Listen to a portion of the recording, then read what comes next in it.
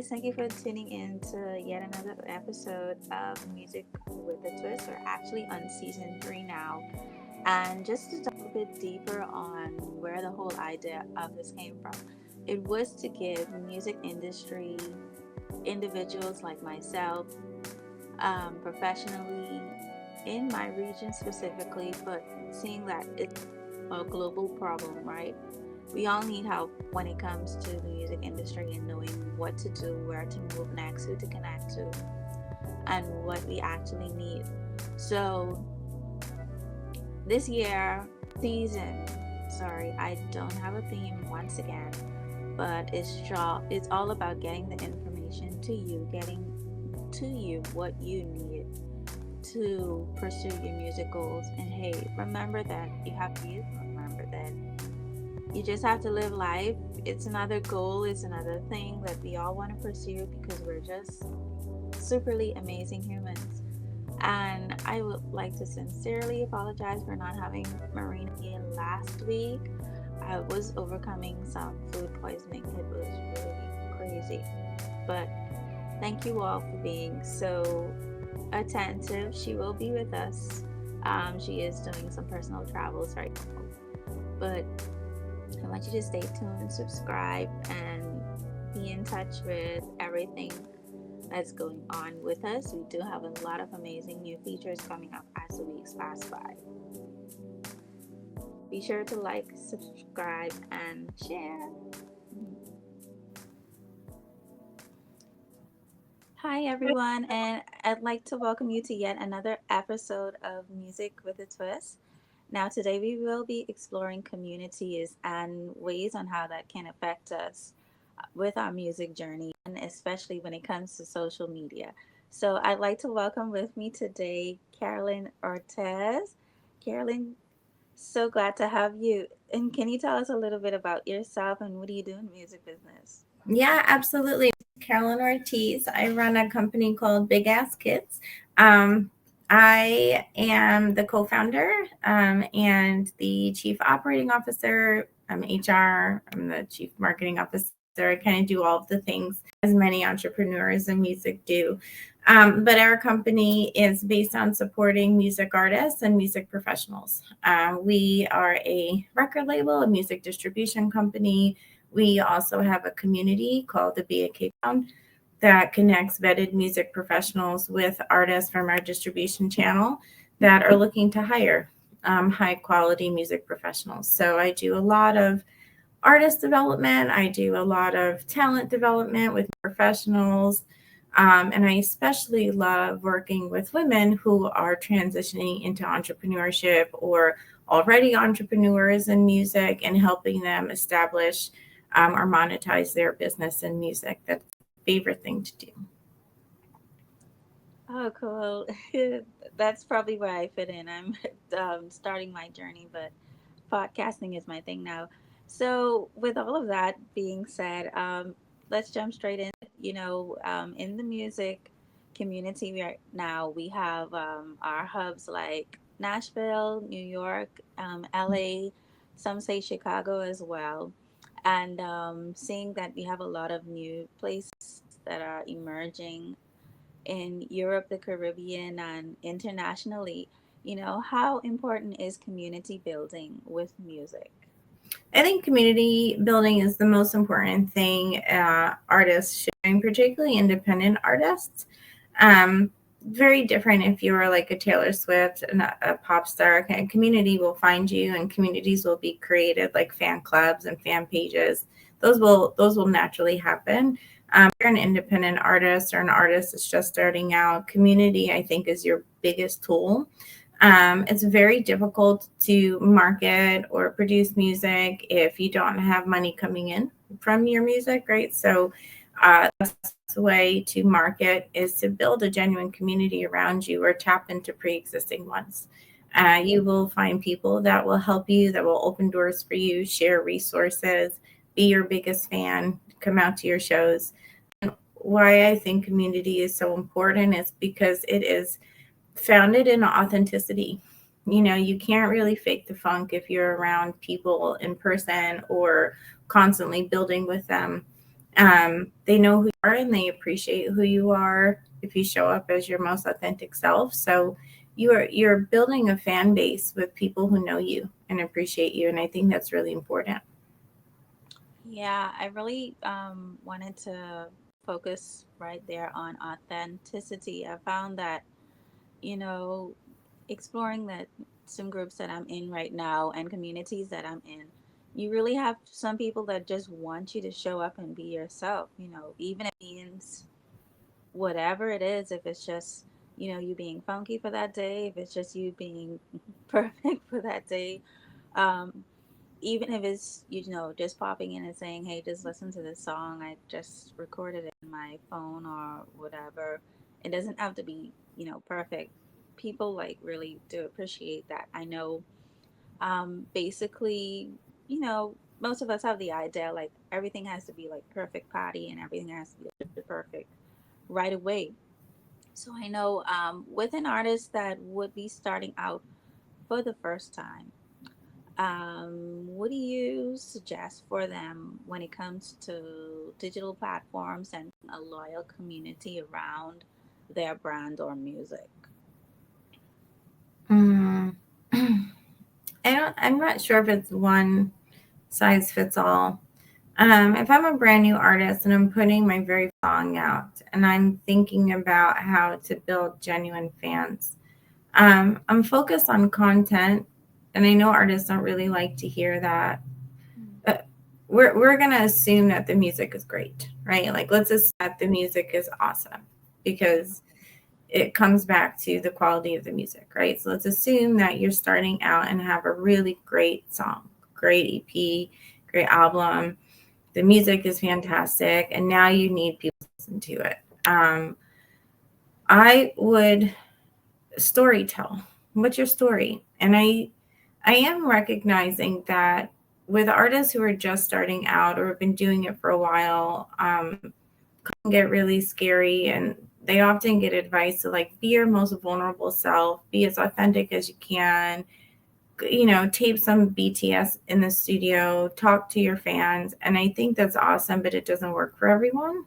I think sometimes marketers fail to appreciate the size of anxiety and how crippling that can be for someone to show up as their most authentic, vulnerable self consistently.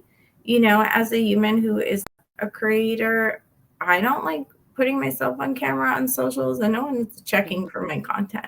So I can't imagine the pressure of showing up and talking on camera all the time, right? When people are checking for me. So I think deciding how you want to show up in the world for the next 3 to 6 months, not forever, not for the whole length of your career, for the foreseeable future. How do you want to show up? What does authenticity look like for you for the next 6 months? um, Decide what that story and narrative is and build content around it. So if Mm. you're someone who doesn't like being on camera, maybe you're showing up as a character, and that's okay. Lady Gaga out in meat suits and big, huge costumes in the very beginning of her career. MF Doom wore a mask. There are so many artists that are examples of people who show up as characters, because showing up Mhm. as your full 100% vulnerable self could be really scary. So I would decide what you're most comfortable with, what your story is, and build a world around that using content and experiences with your fans. So if you are someone who loves performing acoustically with the guitar, then I would constantly put out content of you performing acoustically with the guitar. And maybe there is some talking before you start singing. Maybe you are telling the story of your lyrics and why this song matters and people connect with you on a human level.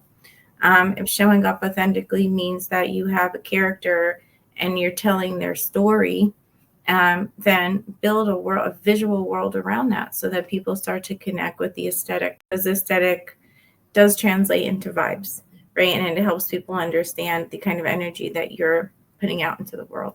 So I hope that answers your question. But long story short, I would figure out what your story is authentically to you, Mhm. and create a world around that using content. Okay. Yeah, that was pretty great. I can relate to the whole idea of Lady Gaga and her activating a personification around her career, and they even do it in the names of artists. They're like all sorts of names out there where they can just jump into that character right back up. Because hey, if we're honest, it really is scary. It's scary for me to get on the camera sometimes Yeah. too. Yeah.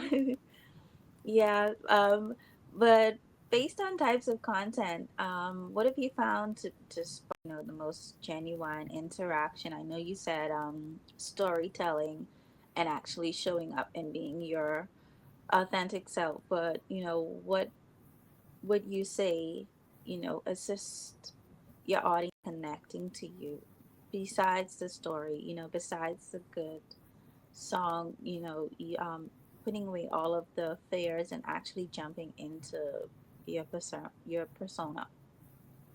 Can you repeat the question? Sorry, you were breaking up. Yeah. Oh, sure. No, that's fine. Yeah, based on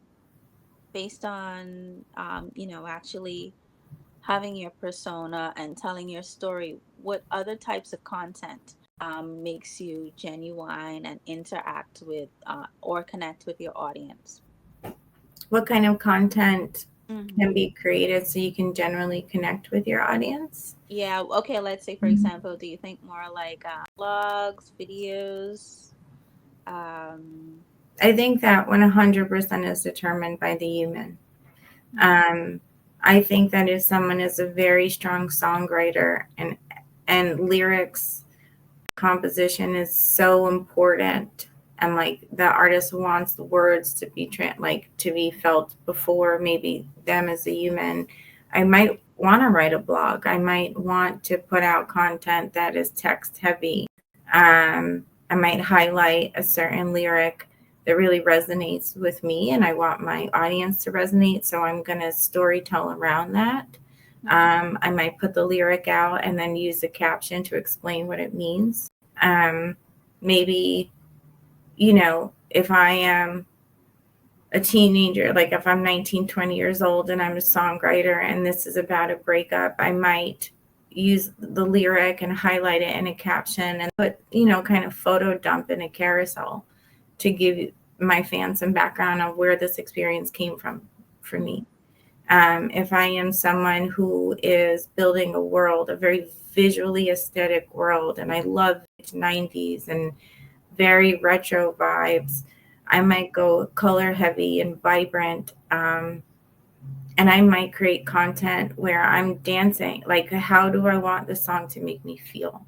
And if the song makes me dance, I might create video content of me dancing in different situations where I would want my fans to be dancing, right? mhm, If I have a song, it's a Latin song that's great for brunch, then I might shoot content of my friends dancing to my music. Or it depends on the song and depends on what I want to translate. And I think that all comes back to the storytelling and authenticity of the artist. mhm. Yeah, I really like your vibe, but it is I can get that whole 90s retro thing.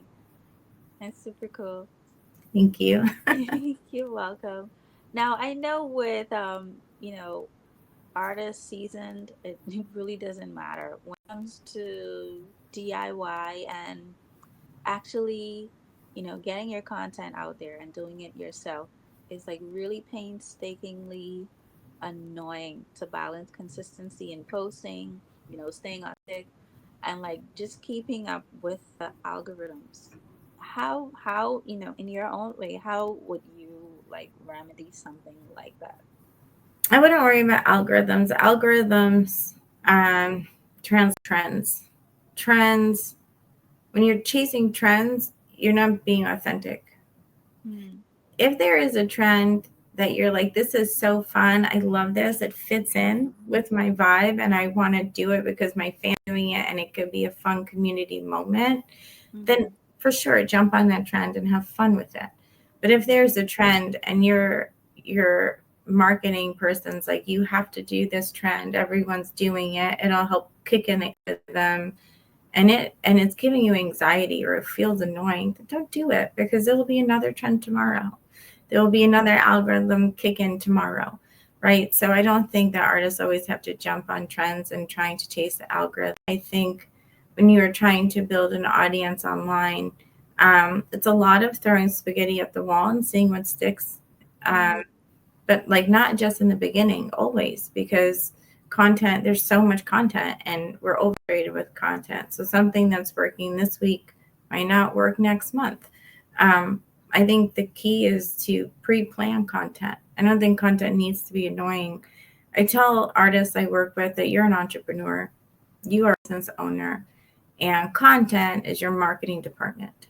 And if you want to run a business and you want your business to monetize and be successful, you have to think about the different departments in your business. So there is your product creation development, which is your music. There is your marketing department, which is your content, your billboards, your ads. There is your human resources department when you're thinking about hiring a team and making sure that they're showing up and have, deliverables that they're accountable for.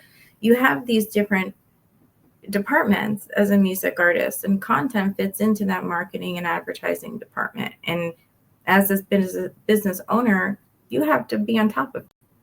You have to. It's like you just don't have a choice. Even if you don't want to be the kind of artist that creates content all the time, that's fine. But you do need to have a plan. And it would behoove you to have a plan and get ahead so that you're not creating content today that needs to be posted tomorrow. If you think about content as something you have to do and you have a schedule, then maybe on June 1st, you're batching 2 days content that you can extend for 30 days for the rest of the month. And you're plugging it into your calendar and you are scheduling it in Instagram because you can schedule out in the future. Think about content coming out every day. It's already planned.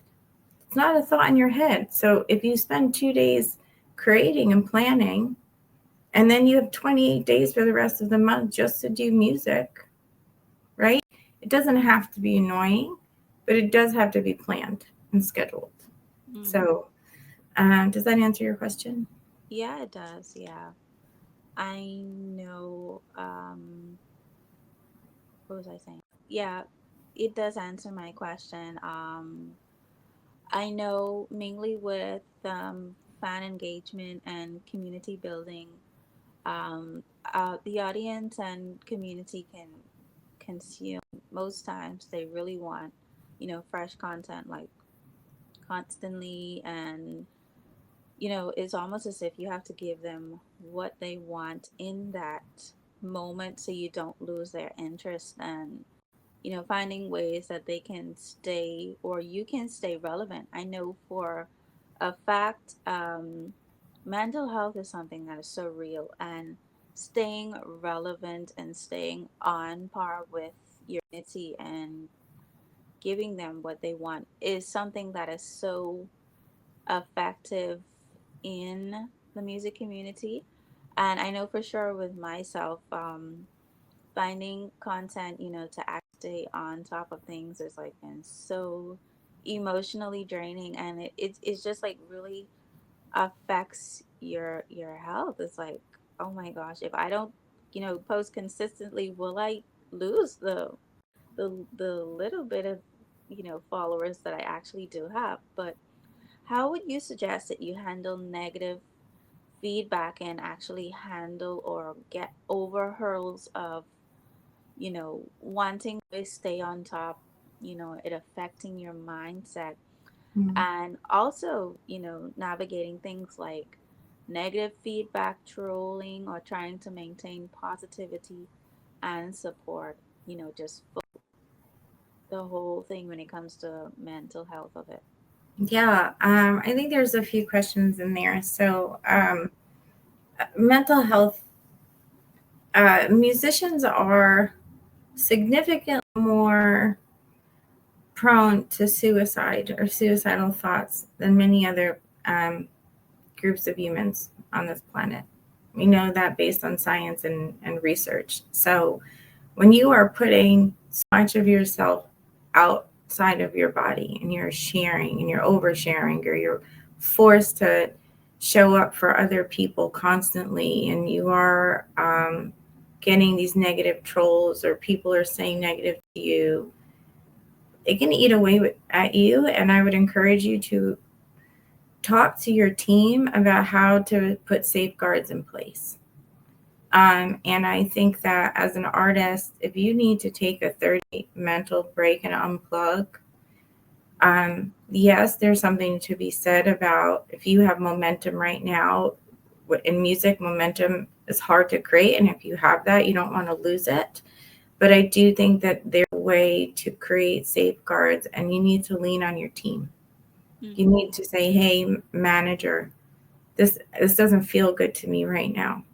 I'm at 10%. I need you to show up at 90% for me for the 2 weeks so that I can indulge myself and my family. I can breathe and exhale, and I can put my face in the sun. I need that right now. Mm-hmm. And that comes back down to controlling your career and being authentic to yourself, and um, having the language to say, I'm not okay. It's okay that I'm not okay. I'm a human being. If you don't like that I'm not okay, and if you don't like I need to take a break, you're not the kind of fan I want. Mm-hmm. And I think chasing as many fans as you can possibly get and constantly feeding what makes them happy will always make your happiness be in deficit. Mm-hmm. So you have this career because that is a gift that the universe gave you, and you should use this gift to be the best version of yourself. And if that means that you need to unplug um, from the world because the world is just taking a lot from you, then you should do that. And the algorithm will kick back in, that momentum will come back, your fans will still be there when you're able to show up again at 100%, right? So being able to have the confidence in yourself and your talent and your team and your man to know that 2 weeks or a month of taking a break or unplugging is not going to derail your career. It's just not. And I think when people give you the advice that you have to be on right now, you have the responsibility to yourself to say, I just can't. What is the other option? There are always other options. And if the person in front of you is saying there is no other option, then find another person. Yeah. Find someone else to show up for you in a way that makes you feel good. Because if someone is going to ask you to push yourself beyond your boundaries, the person doesn't get it. And it's not because their intention is not good. They just might not understand how to manage what you have going on. Um, so you as an artist have to always be responsible for yourself, right? And have that language to say, this is a boundary I'm not past. Mm-hmm. And dealing with these negative comments and trolls, again, it comes back to confidence. I think it's like this troll on Instagram could never, ever, ever 10% of what I could do in this regard. They could never show up 24/7 as someone who's always putting themselves out there in a vulnerable way, or creating music or getting on stage. Remember the place that they're from, in their living room, in their basement, and think about who you're allowing yourself to be judged by. And is this really the opinion that's going to break you right now? Probably. If this person standing in front of you, would you walk right past them as they heckle you? Or would that person really matter to you? And if the answer is no, if in real life this person's not really going to matter to you, then take that negative comment and do with it as you would in real life and walk right past it. And remember who you are. Remember the gift that you have. Remember how much you've shown up for yourself and sacrificed, and keep on to who you are, and let it go. Let it roll off your back as much as you can. And again, when it becomes heavy and you can't walk past it, unplug and take a break. Reset. I always say that artists or people who work in music have hobbies that have nothing to do with music at all. Um, joining an extracurricular sports team, doing Legos, puzzle. It probably sounds silly, but successful executives, people who work in music, artists have hobbies outside of music so that they can mentally retreat from the stress of this industry.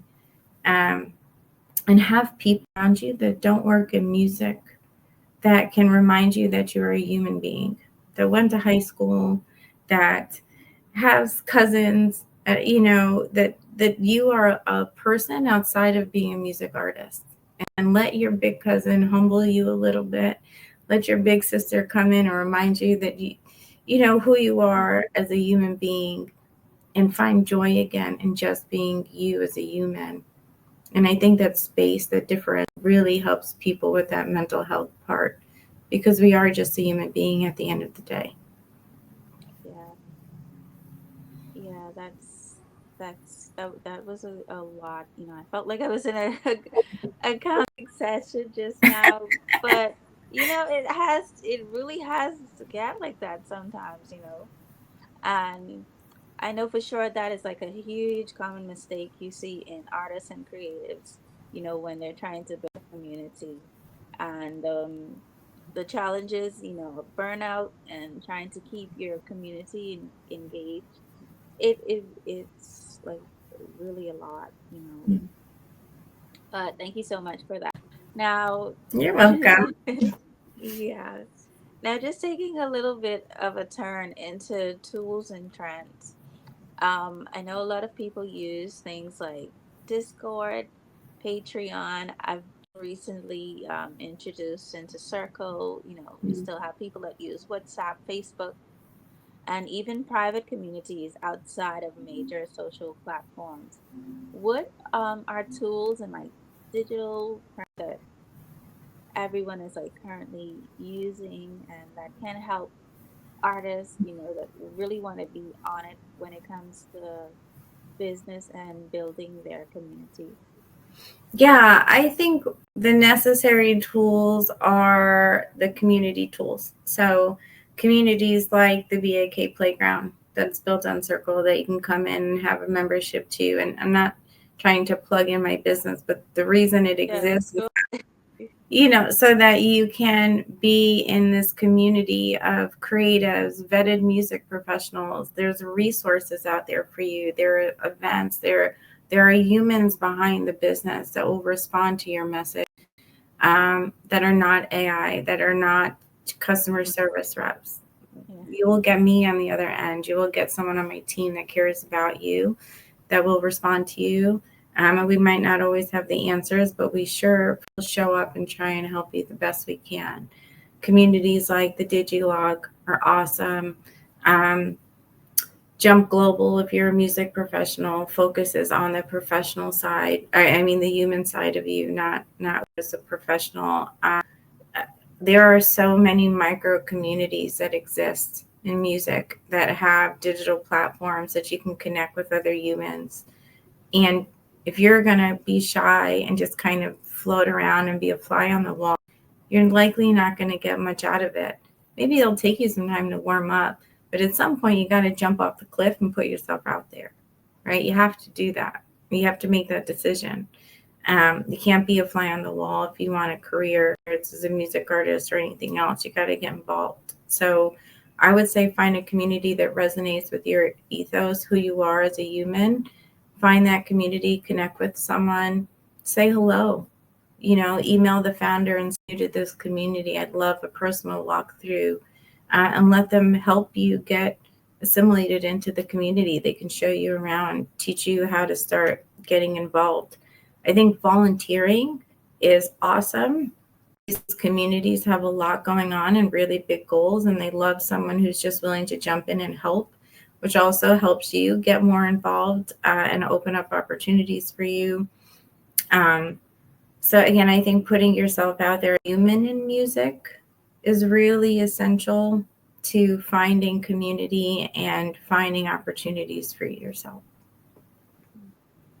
Okay, can you tell us a little bit more about your community, BAK? BAK? Yeah, BAK. So Big Ass Kids or BAK. And we have, so Big Ass Kids is like the parent company, if you want to think about it as like an umbrella. We have BAK, the projects. So Project See You Next Year, which is kind of our tempo album. And then we have albums coming out this year that I can't talk about, but I'm sure will be very, very exciting. So very project focused.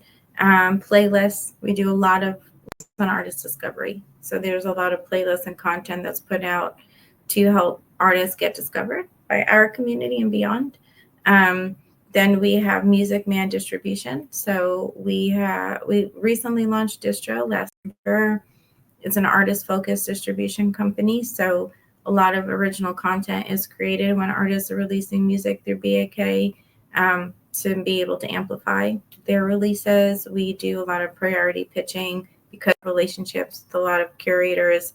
Our artist music gets pitched out every Friday if they have a release. So we really, and there's an element of artist development. So every artist that distributes with us also gets a 30-minute consultation with me off the bat so that I can see where they are in their career and point them in the right direction. No, you don't need a publicist. You have 30 monthly listeners. You need a bio on Spotify. That kind of like foundational advice that I think a lot of artists will try and skip through, but that is 100% essential to monetizing music. A lot of artists still don't know what a PRO is or anything about publishing, which is always surprising to me because it's half your money. Half your money is just going down. It's not going down the drain. It's actually going to these major music labels because they have market share. So when we have 3 billion unclaimed royalties sitting in the universe, that money doesn't go away. It goes to Universal and Sony and Warner, and other major companies that have market share with the DSPs. So go get that money back because Universal doesn't need it. You do. So I think, with Music Man, we try and make sure that our setup and their foundation is correct. And we're always a sounding board as they continue to release music with us. And because we also have the BAK Playground, they get access into our community of vetted professionals. So I vet music professionals who have freelance, who are freelancers, who have their own agencies or companies, that want to market to music artists like Symphony or Even, and make sure it's a really safe space. So if an artist is going to invest money with you, I want to know that they're going to get an ROI from you. And so I vet people and companies to make sure that my artists have a safe space to land. And there's been over 100,000 layoffs in music in the last 2 years. So many music professionals, particularly senior professionals, can't find jobs right now. So they're being forced into entrepreneurship and freelancing. So for me, I want to be the place that they can come learn how to set up a business. And in the playground, you have these artists who are looking to hire freelancers. So if I'm transitioning into music entrepreneurship, it's kind of the place I want to be because it comes with kind of these open opportunities already, right? And hundreds of artists who are looking to find their team. So that's the playground and Music Man, and we do editorial writing. We do a few other things, pretty much the main thing. And then I'm also launching a women's entrepreneurship community called Pitch Perfect next month, which I'm really excited about in partnership with She Is the Music. So that is launching in July that I can hyper focus on women owning IP in music because we don't. There are no major music companies, agencies, major ones that are owned by women. There are no boards that are majority operated by women. We just don't own enough of the music business to control our careers. And we see that in the layoffs, we see in the levels of harassment and violence against women in music that are not only not getting better, but maybe trending worse, right? So we have got to take control back. And the way to do that for me is where it hurts, which is in their pockets.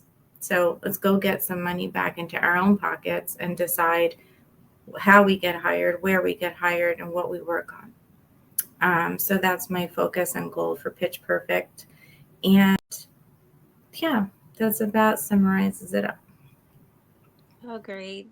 That was a treat to listen to all of that. And I'm so excited for what's happening for you, when it Thank you. comes to big kids and your platform with Pitch Perfect. It's super amazing. Thank you so much for sharing that with us, Carolyn. Thank you so much for having me. I really appreciate it.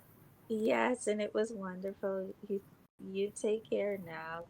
You too. Have a wonderful day. Okay, bye-bye. Bye.